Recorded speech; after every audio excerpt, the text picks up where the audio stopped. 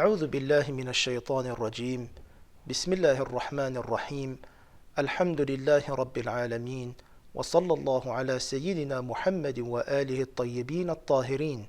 Chers frères, chères sœurs, assalamu alaikum wa rahmatullahi wa barakatuh.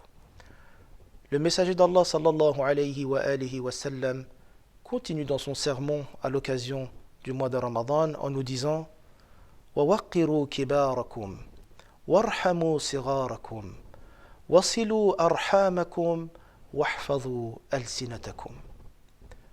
Le saint prophète nous dit: respectez vos personnes âgées et soyez miséricordieux envers vos jeunes, renouez vos liens de parenté et faites attention à vos langues.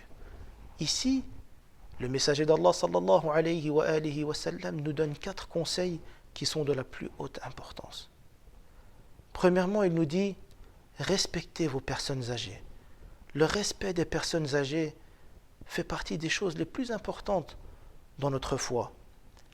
Aujourd'hui, si l'on veut atteindre un certain équilibre dans notre société, il faut que d'un côté, nous entretenions le respect des personnes âgées et de l'autre côté, que nous soyons miséricordieux envers les jeunes. Regardez autour de vous. Posons-nous la question, est-ce que vraiment nos personnes âgées sont respectées? Est-ce qu'on leur donne la place qu'elles méritent? Elles ont travaillé des années?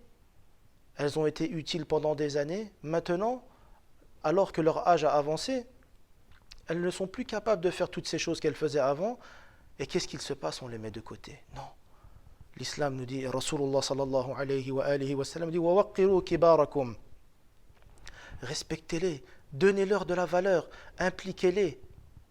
Et de l'autre côté, وَارْحَمُوا صِغَارَكُمْ. Soyez miséricordieux. La miséricorde, nous avons dit, c'est une qualité, une caractéristique d'Allah subhanahu wa ta'ala. Et nous devons aussi nous inspirer de cette caractéristique d'Allah subhanahu wa ta'ala et la mettre en application avec qui? Avec nos jeunes. Les jeunes aussi, il faut les impliquer et être miséricordieux. Si nous arrivons à respecter ces 2 éléments, alors nous atteindrons un équilibre dans nos relations au niveau de la société.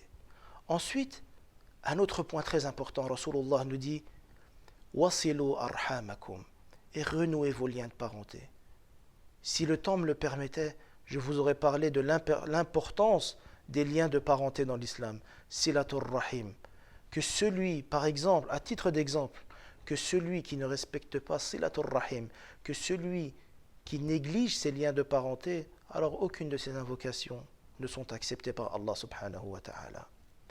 4e point de ce passage du sermon de Rasulullah sallallahu alayhi wa alihi wa sallam, il nous dit: وَاحْفَظُوا أَلْسِنَتَكُمْ. Et faites attention à vos langues, préservez vos langues. Pourquoi?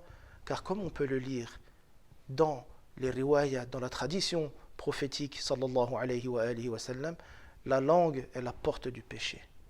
La langue peut être fatale. Celui qui ne retient pas sa langue, alors peut-être que c'est cette même langue qui le conduira en enfer. Waliya'udhu billah. Pourquoi?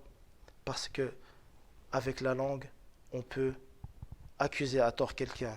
Avec la langue, on peut faire la médisance, etc., etc.